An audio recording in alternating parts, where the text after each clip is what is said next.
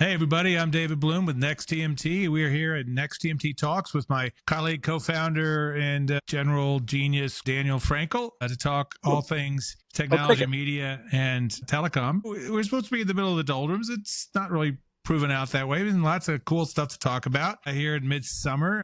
I am up in the mountains at our rustic cabin. I'd show you the backdrop, but you get a vague idea. It's nearly 100 years old. It's almost older than I am. Idlewild. What? Idlewild, correct? In Idlewild, yeah, which is in the mountains about a mile above sea level between Los Angeles and Palm Springs, to name two towns many people have heard of. So, Dave, I think you're busy this evening. You have plans. Yes. So we'll right into it. What do you want to talk about first? Well, I guess we should start with that. I have to say I'm still puzzled why Charter, one of the biggest, they do a lot of things, cable, wireless, broadband providers in the country, and is now buying for $34.5 billion, now buying Cox, a privately held operation by the Atlanta-based Cox Communications family, buying them. And it's much bigger than Cox's operation. It's much better regarded, much more forward-thinking, much more innovative. But they're going to rename themselves Cox Communications. Seems like a lot of money. Yeah, it's a lot of money to give somebody else your name, you know? They're going to use the Cox Communication corporate name. The company will be based in Stamford, Connecticut, Charter's location. The services will be branded Spectrum. There's a lot of different ways. It seems like a lot of money to me. I mean, that's just what massive operations like Time Warner Cable used to cost. That was 10 years ago. This is different times, inflation, different types of valuations. But the Cox customer, I should say, benefits across the board. They get better Wi-Fi, cheaper Wi-Fi. Cox is overpriced in most of its territories. And behind the times. Let's just be frank. They've been behind the times on a lot of stuff. And there's mobile synergy. I think that's where the analysts, the smart guys, see the benefit coming from, because Charter and Comcast have built this really great business on the back of this deal with Verizon. They got some machinations 15 years ago. They got a lifetime deal. They could lease it, basically. Whose lifetime? This is what I want. John Malone's? I mean, it's great. You got a long-term deal Forever. to buy wholesale wireless services. You turn around and sell at retail and you scrape the margin and you don't have to run the network. That's great. Yeah, they got a great margin because what they're able to do is over time, they've offloaded more and more of the traffic onto their Wi-Fi networks. They have all these sort of public Wi-Fi hotspots. And when folks are home, like I'm on Charter or Spectrum Mobile right now, and it just goes through Wi-Fi if I do any kind of data. Right. And I think this is really interesting, though. I don't want to lose this because this is really interesting about, we all got bamboozled, I think, a little bit into, you should get the biggest data package you can get because you never know when you need it. So you get your like YouTube wherever you are. And it turns out, resource like a cellular network, that's an issue. It's a big deal. Charter and Comcast have gigabytes to offer their customers for days, and it's low cost. And the more they transition to that Wi-Fi network, the less it costs them. I think their margins are like 50% of these mobile services. Anyway, Cox doesn't have those economics because it doesn't have the giant Wi-Fi network that Charter does. But when they join Charter's network, when they merge the two, they will. All of a sudden, sort of a nascent revenue stream for Cox turns into something big. It's already up to, Charter makes 7% of its revenue on mobile, and that's only going to go up. It's going to become one of their bigger businesses. Yeah, so, but the thing is, we were paying to get the most data we could get, and the reality is most of the time we're at home looking at our phone or making calls or watching YouTube and TikTok or, Netflix. All that's going on at home, and we're just running the data through the big ass pipe we've got at home, right? But we were like paying for in case we go out and need to do that. And I use my hotspot a lot if I'm out and about because I don't want to be using some public Wi-Fi. Personally, that's just bad data security stuff to do if I can help it. So there's a chance that I might actually bite a tiny bit more of that. But, more generally, this is going to be great. And I think for Cox people, which includes folks in San Diego, down the road from us, 100 miles, I think it's going to be a big Santa Barbara, where your kid is. It's going to be a win. It's going to be a big win on several fronts. I investigated. This is what, for his apartment, my son's apartment, I got a fixed wireless access and tried it out for a year. Wasn't a great experience. Did it through T-Mobile, and I've already ran about it. You can go back to previous issues and find my find previous rants. Oh yes, but Cox was not an alternative. I think, Dan, we need to do a Hall of Fame of Dan's rants. Yeah, you could just like the next time you get the flu, you're bedridden, you just want something to watch. Yeah. You want to get angry. You want to nurse on the sweet, sweet outrage, the nectar of it. The nectar of Dan's rants. This is a brand, man. This is a branding opportunity. Get it off your chest. Anyway, let me continue, and we'll close the book on this. Charter and Cox were giving a statement of public service or whatever it was called. It was a justifying. They're just justifying the deal to the FCC. To the FCC, and it sounded like it's pretty smooth. Famous last words. They don't have much DEI to speak of. They can just, as soon as you can disappear a citizen off the streets, an unmarked black van, you can probably ditch their DEI policy. It's not big. Boom, gone. Yeah. Gone. Exactly. There's no competitive overlap. They're cable companies. They have like 0.1% customer overlap. They're not taking any competition out of the market. And that was an accident. Let's just be clear. That 0.1% or whatever it was. It's like, didn't mean to build in your neighborhood. Sorry about that. They're done. There's no competition. They can make the case that in things like video, in their paper, they talk about Hulu. In 2015, had a couple million subscribers. Now it's got close to 50 million across its platforms. You can make a case that the wireless companies with fixed wireless access and satellite companies like Elon Musk's Starlink or satellite broadband, they're competition now. So the cable companies on a national level face more competitive threats than ever. And they're not regional monopolies anymore. They're big national companies and should be able to consolidate like them to compete in the free market like we all want to. Yeah, it's a reasonable case. We'll see how this plays out because, as I said, famous last words. I think there are others that thought, this deal's going to go right through. As David Zaslav said, it's going to be a great time for M&A. We can't wait. And then it's a little more complicated, it turns out, for owners of CNN, for instance. I have, and it comes across a little suck-uppy, and I got to stop, but I'm impressed with Charter's ability to sort of understand the language of the new federal government. They're smart, though. They also talk about how they're repatriating jobs. I always thought it was great that when you speak to a Charter rep, they're well-trained, they speak your language. It's really easy to deal with them. There is something to be said about repatriating. That was the old term. Now it's onshoring, I think it's called. They're going to do that to Cox's customer service base, too. Pay him no less than $20 a head.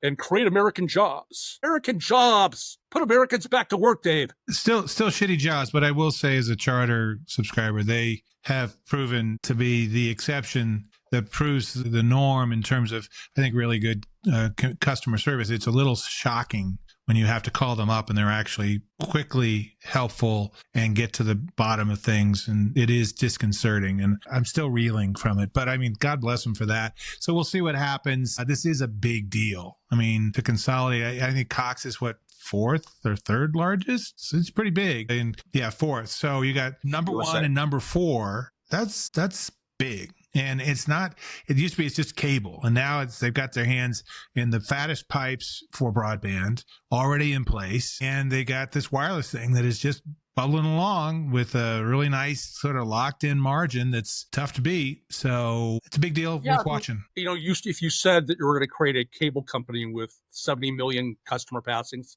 that wouldn't fly 10 years ago. You didn't think of cable companies as sort of being national competitors in areas like wireless. Now they are. And if like T-Mobile, Verizon, AT&T, they have over 100,000 customers. Or 100 million, yeah.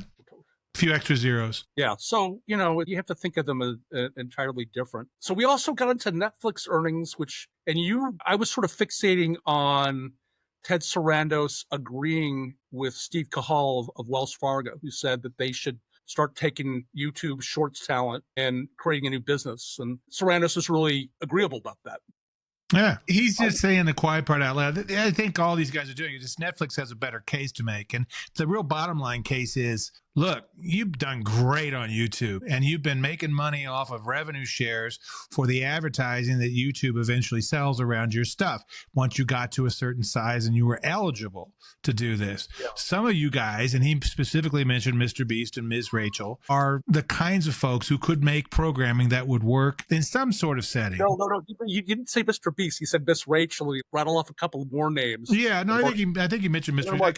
I could be wrong. But say that again, Yeah, definitely Miss Rachel. And the point is, there are some creators at the top of their game who could segue. Right. MrBeast has already had a huge deal that was enormously expensive with Amazon. And I think Amazon actually said they were pretty happy with it, though I think they lost a lot of money, a whole game show that he ran. But there's definitely talent out there that could do something that would work. And it might just be down to things like different windows of release. Like it comes to YouTube eventually, but if like for 3 months or 6 months, it's on Netflix, and then they can go and exploit it wherever else they want to do it. You could see something like that happening pretty easily. And you put it off in its own section, and it becomes a thing like the games where you get people still engaged for more programming under the Netflix umbrella.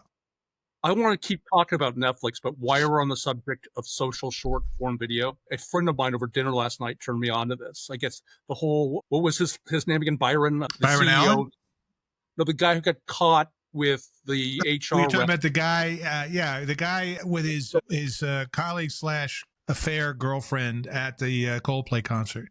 Coldplay CEO is the only thing I know him by. Yeah, the poor bastard. Anyway, so this kiss cam, wrong kissing, yeah.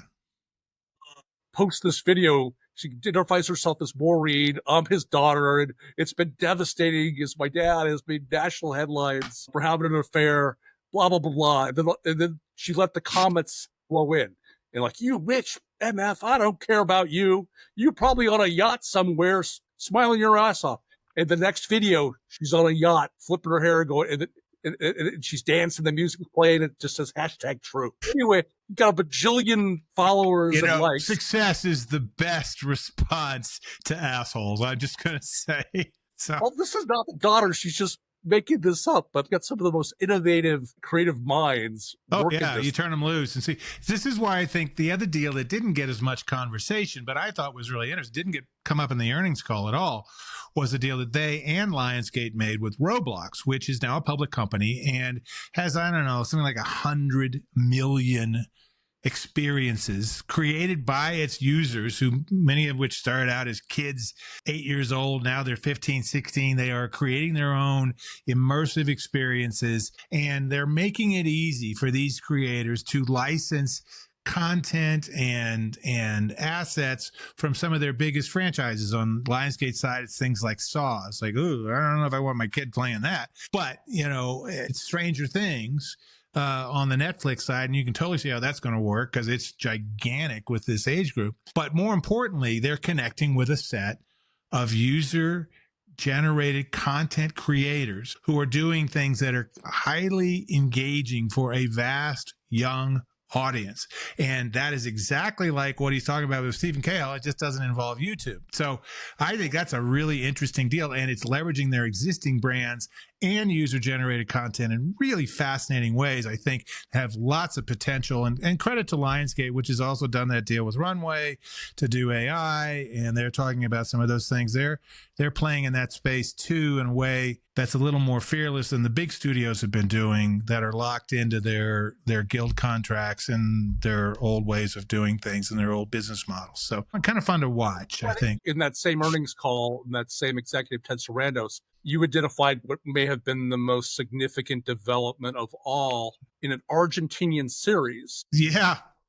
Show called, I think, El... Eternauts. Eternaut. E-T-E-R-N-A-U-T. Yeah. Anyway, they couldn't do this scene otherwise. It was the demolition of a building. It's this future where global warming turns the air toxic. It's perpetual winter. And, everybody makes moral choices every day, every minute, to survive or die. But they couldn't make this scene without generative AI.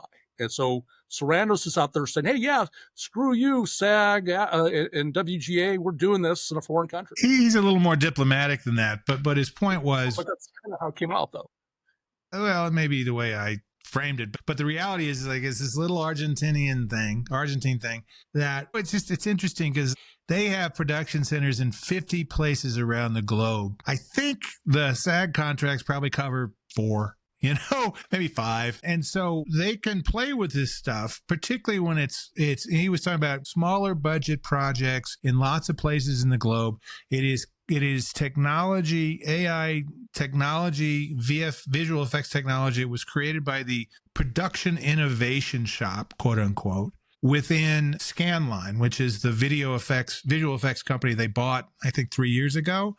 And it's called Eyeline within Scanline. And it's just, it's their skunk works creating stuff. And so they did this thing. He said, we got it 10 times faster than we could have gotten it if we did it traditionally. But more importantly, we got it at a price we could not have afforded to do that. And that size budget of that kind of show. And now he said the creators were happy. The performers were happy. The audience loved it. Show's done very well. I think you're 100% right. I don't see how this doesn't just open the to further put the puns out.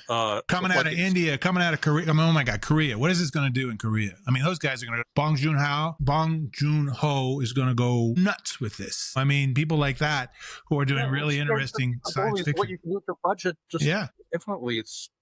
Yeah. And it's actually, because they kind of dropped in passing. Yeah, we spent about $16 billion on programming this last year. They've been spending 16 to 17. Laura Martin from Needham was on CNBC before earnings came out on Thursday. And she said, you think the street would be fine if they said we're doing 18 billion. But the thing that gets interesting is now all of a sudden, whatever they spend, 16, 17, 18 billion, all of a sudden it's starting to include sports. Now, they're very particular about the sports they care about. They chose not to go after Formula One, which Apple's apparently going to lock up for 150 million. But he said we want ownable things that kind of move the needle. Basically, the thing that we really do. These live events are cool, and we'll get we got a couple 100 billion. Seems like a lot, but got a couple 100 billion hours of view time out of these events, like the NFL games on Christmas Day and the WWE Raw weekly broadcast. Well, they're different from what they play for weeks and weeks. They don't play for weeks and weeks. They're not available. They're available now. So you got to say the way where they redid their whole interface to be able to highlight things like live events, so that you know that it's not just, hey, this is on, but hey, this is on at a specific time. If you want to see it, you have to see it now. And that's a very different dynamic in the way you interact with your customers and all that. But he says that 200 billion hours, some hours are more valuable than other hours. And I thought that was interesting to think about. He mentioned the zeitgeist and the cultural weight having NFL games, the immediacy of this type of thing. If we have any kind of monoculture left, I think it revolves around these sort of live sports events. Yeah. Speaking of which, I'm going to be really interested to see what happens. Fox announced a deal with Barstool Sports and Dave Portnoy, who I normally find not great, but I did give him mad props in the column in our newsletter. He went on Twitter or X. He went on X and really lambasted what he called morons who were criticizing WNBA players who used this weekend's All-Star game to basically push for better pay. And he laid out a really good case. It's like, look, the finances have always been murky. The NBA doesn't want people to know how much money they're making off of this thing. It's kind of working, and the women need to get paid. And people who are criticizing him for that are morons. And let me just say, Dave Portnoy's right. They are. He's a smart guy. I mean, Dave Portnoy is a really smart guy, a good business head. If he wasn't such an asshole, I mean, sky's the limit for you, is Ted Lasso would say. Yeah. However, I do find it interesting. His politics are very far right. I think he's most inept when he kind of gets into that stuff, because it's just not, I'm not saying shut up and dribble, but I just don't think it's a strong suit. It may not be this, anybody's, but I'm really interested to see. I'm interested to see what he does. I gotta let me get this out. All right.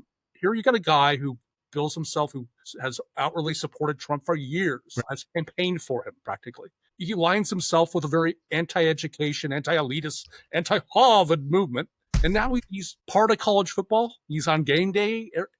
Well, their version of game day, yeah. Doesn't seem, or kickoff. Big kickoff. It's the big. So the big kickoff. He'll be on there. You'll get a chance to hear him talk. I think they're really interesting is they're going to have a daily show as well. It's going to be him versus Pat McAfee over on the Worldwide Leader, and just seeing those how that plays out and who goes where in terms of audiences. McAfee was the big push by Bob Iger to get ESPN a little younger, a little hipper, a little more connected to a different kind of younger sports fan. And now Fox has said, okay, hold my beer. I think ideologically he's better aligned with them, though. Who knows what's going to happen now that Trump has filed, what was it, a $10 billion lawsuit over some of the Epstein stuff at the Wall Street Journal, which is also owned by Rupert Murdoch. Murdoch has done nothing but tear him down over the years, Dave. Yes. Actually, I see the Wall Street Journal pretty much every day. Their editorial page has always been reliably conservative, but it's interesting to see how often they've been criticizing a bunch of things from the current administration. So it's been sort of interesting to watch that, and then to see this thing, which was a big deal. Trump worked really hard to pull all the behind the scenes levers. All the things are that, you know, he was really trying to push on that. So now it'll be interesting to see the political wins and how they play out. The flip side of all this, of course, is what happened with late night TV, right? Kinzinger, Liz Cheney, the Wall Street Journal, all the folks that should be the bellwethers of resistance, or notably Paramount Global and CBS, who... Oh, yeah, that's what we call Paramount. The last bastion of resistance is George Cheeks, the co-CEO. We'll make quick work of it. I think I hear this term, and I'm not original here. The optics are terrible. Paramount Global and CBS are out there saying it was a business decision. It was an expensive show. We were losing a lot of money on it. The magic hour had come to renew the contracts, and the late night genre isn't getting any more profitable. It was just time. I'm really supposed to believe you couldn't have done that 6 months ago or 6 months from now. I mean, the show's going to be on, for another, 9 months? Well, I think April, is when his contract expires, right before he turns 62. Stephen Colbert turns 62. But here's the deal. Both things can be true. Both things can be true. Both things probably are true. It was they're probably going to stream it at some point. You'll probably see Kimmel go away too, and Fallon and the whole thing. Yeah. They don't pencil out anymore. All those guys have, 15, 18, $20 million contracts. The cost of running these shows and all this stuff around, they got a couple hundred people working for late night with Colbert, and it's probably the same thing with Kimmel's show and with Fallon's show, though he hasn't done as well in the ratings. And of course, you said, look, it's the number one show, and it's not. The number one show in late night is actually over on cable at Fox with Gutfeld. They couldn't make a deal with Carr. Carr wouldn't let him announce it like 4 months from now or something.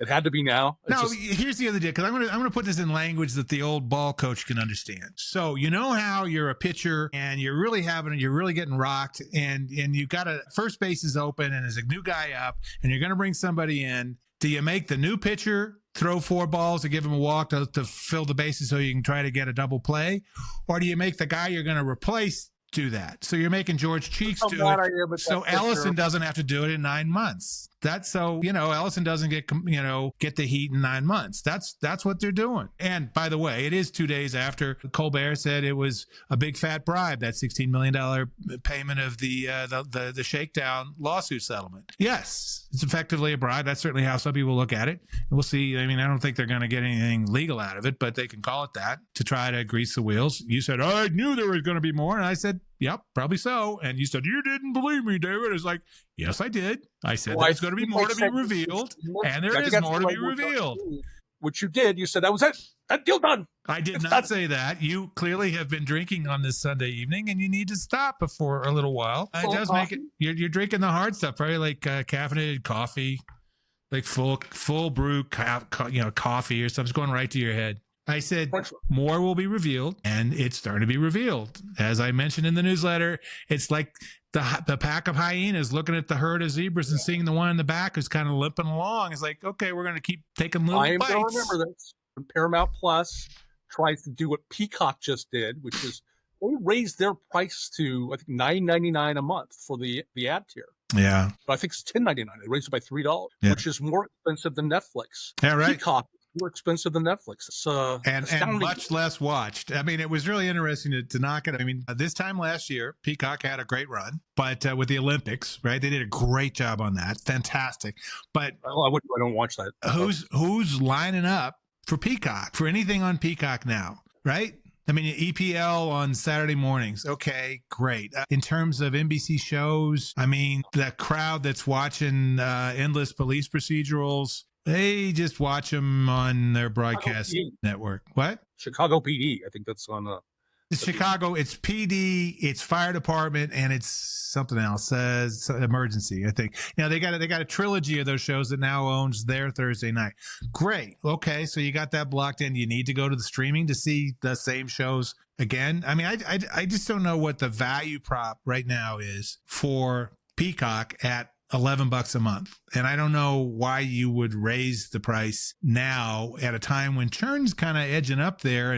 And we're seeing lots and lots of surveys saying that the streamer audience is being a little more careful. I mean, it's like, what are you bringing to the table? I mean, we're going to have the Winter Olympics in January or February. Oh, that'll bring them in. It's like, well, it won't bring them in July, right? So I just like, what's going to drive? Oh, the NFL's going to do it, as opposed to watching it on YouTube. You know, the ticket, well, you know, the French translation of what was the Last Supper. I'm still trying to process that. So I'm ready to delve back into that. They're going to have to re-earn my trust. Right. Well, I think that's a really interesting decision, particularly as they've done the Versant spinoff, and you're left with Bravo shows and NBC shows, and I don't know what else, and your live sports, which is good. It's a good package of live sports, no doubt about it. They'll have the NBA in 4 months, in October, 3 months. I don't want to make this typically incoherent, but make it atypically coherent. I'm going to jump back to our last topic again, which was Paramount. What do you think happens to Jon Stewart? Now, I'll say this before you answer that question. I've been watching him lately, and I just, you know, he's kind of at the mercy now of a media company doing the same old show he was doing for 20 years. Yeah. And it's eroded along with everything else, and he's trying to get out on social media and all that stuff. I mean, we were talking about a guy who was sort of flying above the weather, it seemed like, for a while. He was, you know, talking in front of Congress and fighting for veterans, and people were talking about him as a legitimate candidate for some big-time higher office. And now they're asking him, will you have a job? I don't know. Oh, remember, he has a limit on his contract, too. I think it was an 18-month contract he signed to do like 1 day a week. And then he's executive producing the show. And, you know, he was really kind of only going to do it during the campaign. I mean, there's a natural end to that, just like there was with Colbert's contract. I don't know if he's going out. Now, he said, I don't know. He's like, I don't know. He's made enough money. He can do whatever he wants, right? He's fine. I think the bigger issue, and this is not just Colbert and him, it's an interesting decision by all these guys, beginning with what Stewart set off back in 2000 to do politically leaning comedy and their late night national. And to do that, fine, in 2000 made lots of sense. There was lots to do. The Bush folks had lots you could make fun of, no doubt about it, but they were very conventional, old school. Oh, I know where to go with this. This is a good point. Yeah. And the fact is that made lots of sense in 2000. In 2025, you've got a president who, let's just say, comes up with stuff on a daily basis that no room full of writers could possibly come up with. Make it more absurd than it already is. Yeah, how do you make that more absurd than some of the stuff that Trump comes up with? Like, oh, I'm going to rename the Gulf of Mexico. It's like, how do you do that? Like the Onion just looks at it and goes, I'm going to just do stuff about Florida, man. I mean, they got nothing, right? So you've got that going on. But on top of that, as the audience for cable and broadcast shrinks, when you do heavily politically leaning stuff, left or right, you've basically said half the audience, which is kind of what it is in America now, half the audience isn't going to be watching you. And you already have a shrinking audience. So Gutfeld has got Fox, and Fox is as big as anything on cable, but it's not getting bigger, and he's not talking to the middle America. He's talking to his America. And Colbert ends up, along with Kimmel, along with Fallon, talking to some share of the other side. And those audiences on both sides are getting old and shrinking. None of them are staying up late. I mean, all the kids, they're not staying up late. They're going to go, I don't know, they're probably playing Roblox or some other video game, and they're catching some stuff on YouTube the next morning, just the funny bits that are kind of surfacing up. Just like they're doing with Saturday Night Live. They're not watching all the Saturday Night Live. They'll catch the musical act on YouTube, and they'll catch her on NBC's website, and maybe a couple of skits that were kind of popping through. And none of that stuff's working. Speaking of younger people watching stuff, my 19-year-old son, who's been watching a lot of baseball, I think it's fantasy induced, anything that has, gambling or any kind of. Is he gaming? Involved. He can't do it legally, right? I think he has a special exemption. I don't know. He watched the Major League All-Star game and was effusive in its praise. I guess the home run swing off, the thing, it was a competitive game. The fans chose the starting lineups. The National League was leading 6-0, and the American League stormed back and scored 6 runs, 2 in the ninth to tie it. Instead of extra innings, they tried a gimmick like the NBA has. Like soccer has. But this one worked. It was a dramatic finish. The National League prevailed. And best of all, you didn't wear out your pitchers with extra pitching into extra innings. You just had like a coach go up there and he would take dictation basically. No, throw it more outside at 64 miles an hour. And then they'd whack it as far as they could whack it. And it was great. And they got it done and they moved on to the next thing. Let's go party or head to the Bahamas for a day and a half. Felt like the NFL after the season of these exhausted players who are rightfully ambivalent, showing up for a game. You got the Super Bowl afterwards. They're playing it in flag. Nobody cares. Yeah, right. Flag football with all the stars. It never made sense with the NFL. It's like just name an all-pro team, give them all a free vacation to Hawaii, and be done with it. Yeah, that's fine. You take defense out of the game, it turns out it's not very competitive. And they've been mixing it up. They've got like LeBron's team, and they've been doing all kinds of stuff. And it's like nobody cares. I mean, I tell you, the last time they cared when Marvin Gaye in 1984 sang the Star Spangled Banner. That's when they cared, because that is the Star Spangled Banner for the ages. Yeah, you have competitive players that just you couldn't put Michael Jordan in a uniform out there with other good players. Larry Bird, Magic. These are like guys who could not compete. They're gonna cut somebody's soul out, to win even a useless exhibition. But I don't think this younger generation that understands their rights, their value, and when to turn it on and off a lot better. I think they're much better at taking care of themselves and a little more business savvy. But I do think, the All-Star games have sucked for years. The takeaway I got from just looking at the social interaction, finally an All-Star game that didn't suck. So right. Well, I think there's two things I want to say. One is the way they ended the game, but two, they were experimenting, as they have been doing in minor leagues, with robo umpires, and they used robo umpires for on a couple of calls that on strikes that the catcher said, "Hey, I want to appeal that," and they did, and won. And so that's where the game should be going, so that egregious bad calls. I think there's a matador aspect. You need the chance of a human making a mistake and just absolutely getting gored by the court of public opinion. You need somebody to blame, somebody to hate, somebody to, or an authority figure to step in, daddy. I just think losing the umpire is going to be a mistake.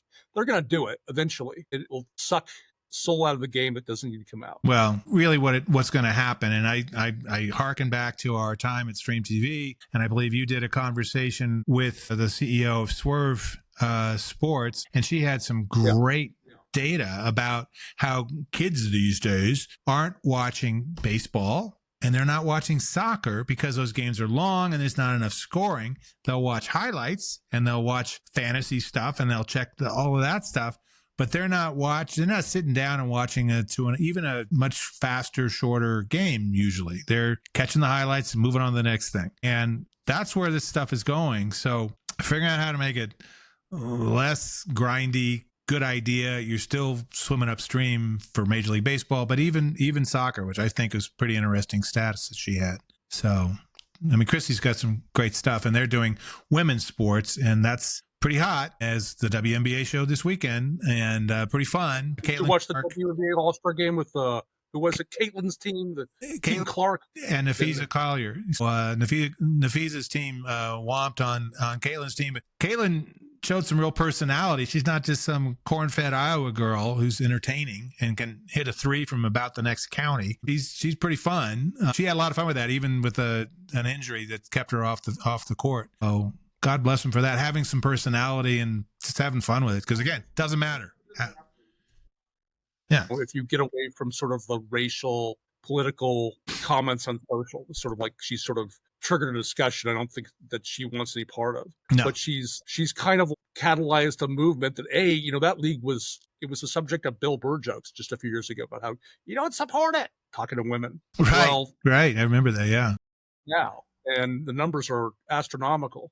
And Caitlin Clark and some of her colleagues went around wearing shirts that said, "Pay us NBA money." I think, what did they say? They basically was a call. I think she gets paid $78,000 a year, which is criminally low.